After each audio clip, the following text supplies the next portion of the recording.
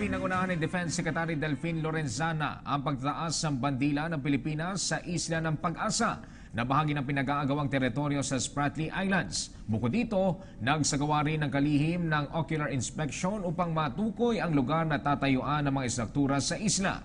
May ulat si Ria Fernandez. Taas noo sa pag-awit ng pambansang awit ang ating mga sundalo sa pangunguna ni Defense Secretary Delfin Lorenzana sa Pag-asa Island sa Palawan, bahagi ng pinag-aagawang Spratly Islands.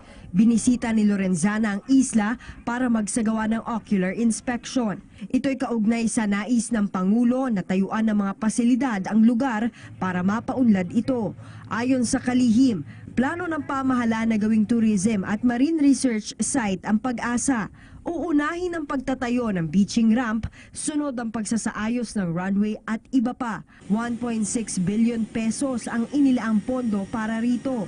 Wala namang babaliing kasunduan ng planong konstruksyon sa lugar, pero inaasahan na ni Lorenzana na magre-react dito ang China, isa sa mga claimant sa mga isla sa West Philippine Sea.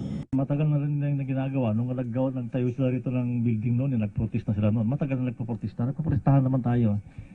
Sagutan na ng protest yan kung anong nagawa. So, ganun lang muna yan. Although we are managing the issues through protest sa dialogue. So, wala naman siguro mga mangyayaring hindi maganda .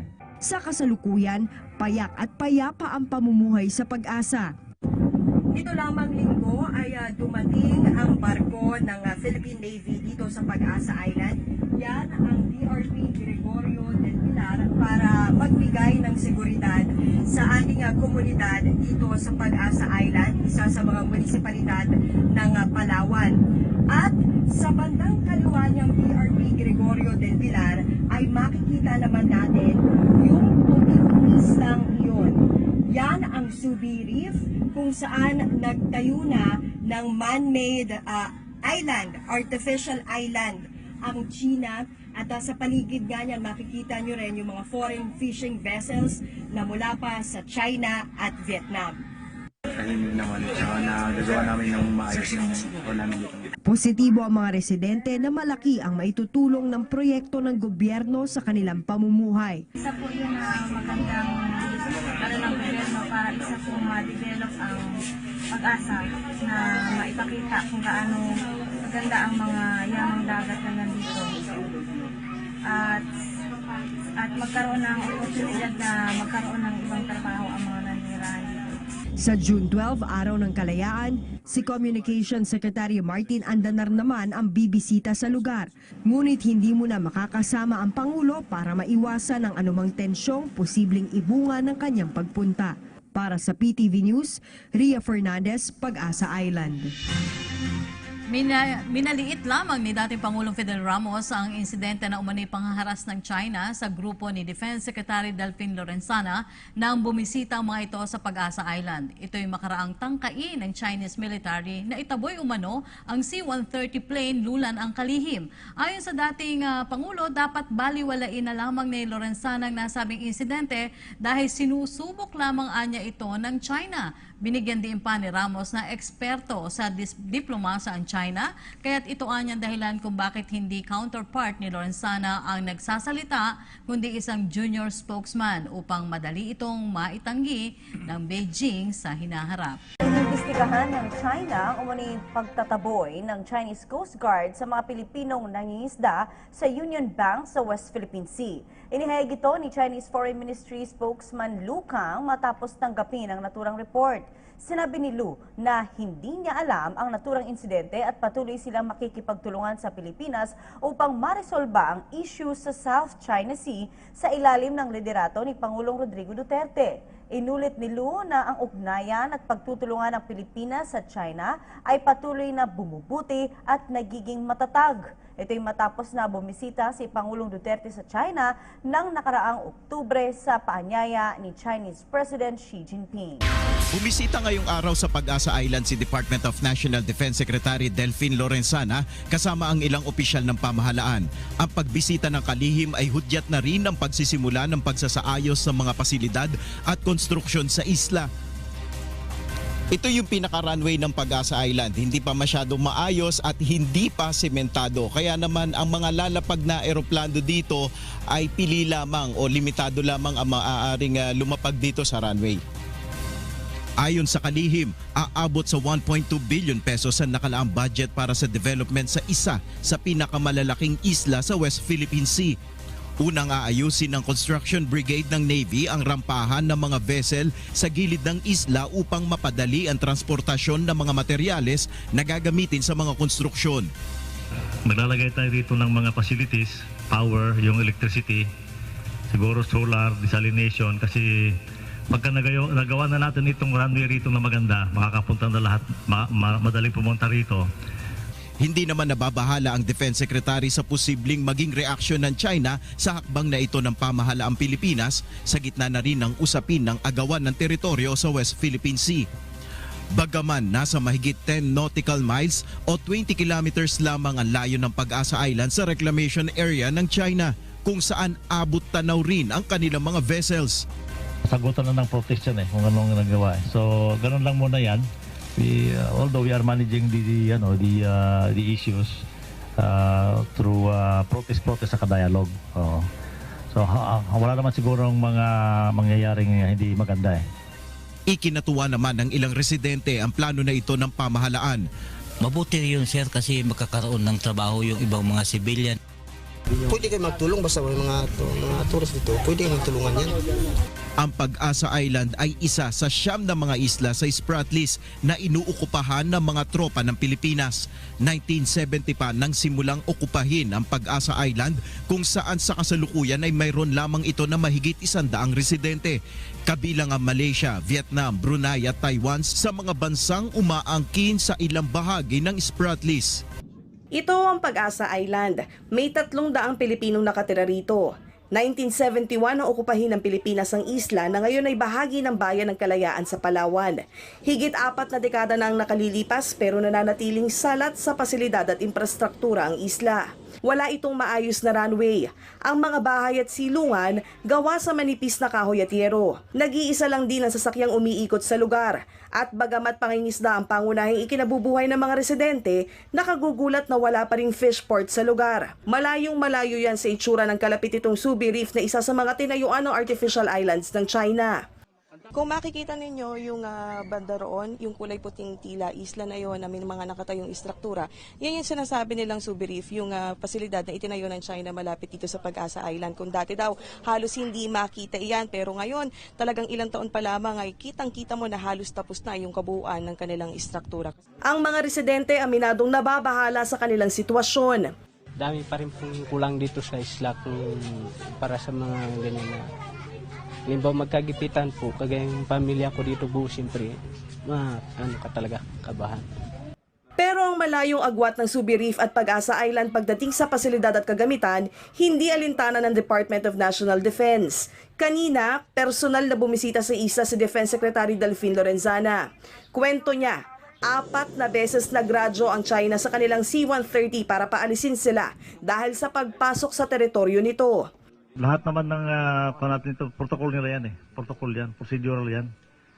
We also reply that we are flying over Philippine territory. So naman yan So yung challenge na yan, sagutan lang yan, but wala namang untoward incident na lang nangyari. Kapansin-pansin din ang mahigpit na pagpapatrolya ng Philippine Navy sa lugar. Bukod kasi sa tuloy-tuloy na pagtatayo ng istruktura ng China, ay may mga nangingisda ring Chinese at Vietnamese malapit sa Pag-asa. At para mas maprotektahan ang ating teritoryo, maglalaan ang gobyerno ng 1.6 billion pesos para sa mga pasilidad sa Pag-asa, gaya ng beaching ramp, runway, fish port at marine research facilities. Maglalabas rin ng tig 10 milyong piso ang provincial government ng Palawan at si Pangulong Duterte para ayusin ang 8 pang isla ng bansa sa West Philippine Sea. Kaya asahan na raw ang pagpalag ng China. Sagutan na ng protest yan kung anong nagawa. So, ganun lang muna yan. Although we are managing the issues through protest sa dialogue. So, wala naman siguro mga mangyayaring hindi maganda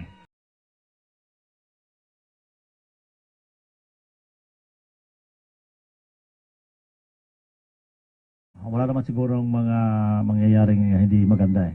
Sa kasalukuyan, payak at payapa ang pamumuhay sa Pag-asa. Ito lamang linggo ay dumating ang barko ng Philippine Navy dito sa Pag-asa Island. Yan ang DRP Gregorio del Pilar para magbigay ng seguridad sa ating komunidad dito sa Pag-asa Island, isa sa mga munisipalidad ng Palawan. At sa bandang kaliwa niyang DRP Gregorio del Pilar ay makikita naman natin yung puting islang iyon. Yan ang Subi Reef kung saan nagtayo na ng man-made island, artificial island ang China. At sa paligid nga niyan makikita nyo rin yung mga foreign fishing vessels na mula pa sa China at Vietnam. Tahimik naman, tsaka nagagawa namin ng maayos ng namin dito. Positibo ang mga residente na malaki ang maitutulong ng proyekto ng gobyerno sa kanilang pamumuhay. Isa po yun na magandang ng gobyerno para isa pong ma-develop ang Pag-asa na maipakita kung gaano maganda ang mga yamang dagat na nandito. At magkaroon ng oportunidad na magkaroon ng ibang trabaho ang mga nanirahan dito. Sa June 12, Araw ng Kalayaan, si Communications Secretary Martin Andanar naman ang bibisita sa lugar. Ngunit hindi muna makakasama ang Pangulo para maiwasan ang anumang tensyong posibleng ibunga ng kanyang pagpunta. Para sa PTV News, Ria Fernandez, Pag-asa Island. Pwede kayo magtulong basta may mga tourist dito. Pwede kayo magtulungan yan. Ang Pag-asa Island ay isa sa 9 na mga isla sa Spratlys na inuukupahan ng mga tropa ng Pilipinas. 1970 pa nang simulang okupahin ang Pag-asa Island kung saan sa kasalukuyan ay mayroon lamang ito na mahigit 100 residente. Kabilang ang Malaysia, Vietnam, Brunei at Taiwan sa mga bansang umaangkin sa ilang bahagi ng Spratlys. Ito ang Pag-asa Island. May 300 Pilipinong nakatira rito. 1971 ang okupahin ng Pilipinas ang isla na ngayon ay bahagi ng Bayan ng Kalayaan sa Palawan. Higit 4 na dekada na ang nakalilipas pero nananatiling salat sa pasilidad at infrastruktura ang isla. Wala itong maayos na runway. Ang mga bahay at silungan gawa sa manipis na kahoy at yero. Nag-iisa lang din ang sasakyang umiikot sa lugar. At bagamat pangingisda ang pangunahing ikinabubuhay ng mga residente, nakagugulat na wala pa ring fish port sa lugar. Malayong malayo yan sa itsura ng kalapit itong Subi Reef na isa sa mga tinayuan ng artificial islands ng China. Kung makikita ninyo yung banda roon, yung kulay puting tila, isla na yon na may mga nakatayong istruktura, yan yung sinasabi nilang Subi Reef, yung pasilidad na itinayo ng China malapit dito sa Pag-asa Island. Kung dati daw halos hindi makita iyan, pero ngayon talagang ilang taon pa lamang ay kitang-kita mo na halos tapos na yung kabuuan ng kanilang istruktura. Ang mga residente aminadong nababahala sa kanilang sitwasyon. Dami pa rin pong kulang dito sa isla para sa mga ganyan na limbaw magkagipitan po, kagaya yung pamilya ko dito po, siyempre, ano ka talaga. Minaliit lamang ni dating Pangulong Fidel Ramos ang insidente na umano'y panghaharas ng China sa grupo ni Defense Secretary Delfin Lorenzana nang bumisita ang mga ito sa Pag-asa Island. Ito'y makaraang tangkain ng Chinese military na itaboy umano ang C-130 plane lulan ang kalihim. Ayon sa dating Pangulo, dapat baliwalain na lamang ni Lorenzana ang nasabing insidente dahil sinusubok lamang anya ito ng China. Binigyan din pa ni Ramos na eksperto sa diplomasa ang China, kaya't ito anyang dahilan kung bakit hindi counterpart ni Lorenzana ang nagsasalita, kundi isang junior spokesman upang madali itong maitanggi ng Beijing sa hinaharap. Inimbestigahan ng China ang umano'y pagtataboy ng Chinese Coast Guard sa mga Pilipinong nangingisda sa Union Bank sa West Philippine Sea. Inihayag ito ni Chinese Foreign Ministry spokesman Lu Kang matapos tanggapin ang naturang report.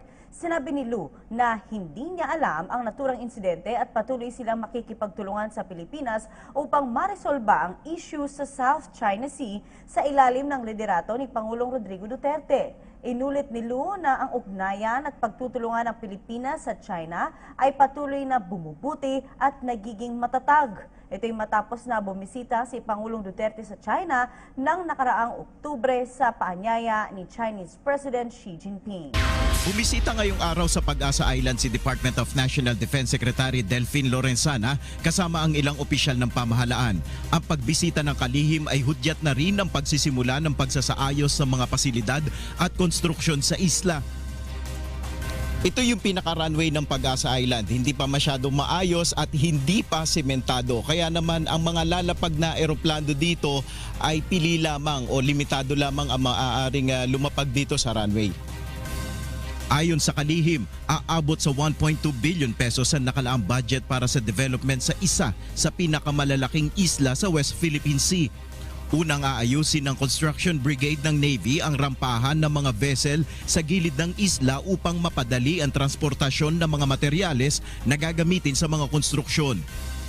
Maglalagay tayo dito ng mga facilities, power, yung electricity, siguro solar, desalination, kasi pagka nagawa na natin itong runway rito na maganda, makakapunta na lahat, madaling pumunta rito.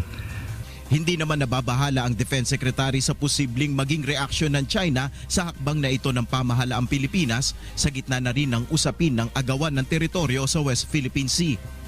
Bagaman nasa mahigit 10 nautical miles o 20 kilometers lamang ang layo ng Pag-asa Island sa reclamation area ng China, kung saan abot tanaw rin ang kanilang mga vessels. Sagutan na ng protest yan kung anong nagawa. So, ganun lang muna yan. Although we are managing the issues through protest sa dialogue. So, wala naman siguro mga mangyayaring hindi maganda Ikinatuwa naman ng ilang residente ang plano na ito ng pamahalaan. Mabuti yun, sir, kasi magkakaroon ng trabaho yung ibang mga civilian. Pinangunahan ni Defense Secretary Delfin Lorenzana ang pagtaas ng bandila ng Pilipinas sa isla ng Pag-asa na bahagi ng pinag-aagawang teritoryo sa Spratly Islands. Bukod dito, nagsagawa rin ng kalihim ng ocular inspection upang matukoy ang lugar na tatayuan ng mga istruktura sa isla. May ulat si Ria Fernandez. Taas noo sa pag-awit ng pambansang awit ang ating mga sundalo sa pangunguna ni Defense Secretary Delfin Lorenzana sa Pag-asa Island sa Palawan, bahagi ng pinag-aagawang Spratly Islands. Binisita ni Lorenzana ang isla para magsagawa ng ocular inspection. Ito'y kaugnay sa nais ng Pangulo na tayuan ng mga pasilidad ang lugar para mapaunlad ito. Ayon sa kalihim, plano ng pamahalaan na gawing tourism at marine research site ang Pag-asa. Uunahin ang pagtatayo ng beaching ramp, sunod ang pagsasaayos ng runway at iba pa. 1.6 billion pesos ang inilaang pondo para rito. Wala namang babaliing kasunduan ng planong konstruksyon sa lugar, pero inaasahan na ni Lorenzana na magre-react dito ang China, isa sa mga claimant sa mga isla sa West Philippine Sea. Matagal na rin na ginagawa. Nung nagtayo sila rito ng building noon, nag-protest na sila noon. Matagal na nagpo-protestahan naman tayo. Sagutan na ng protest yan kung anong nagawa. So, ganun lang muna yan. Although we are managing the issues through protest sa dialogue. So,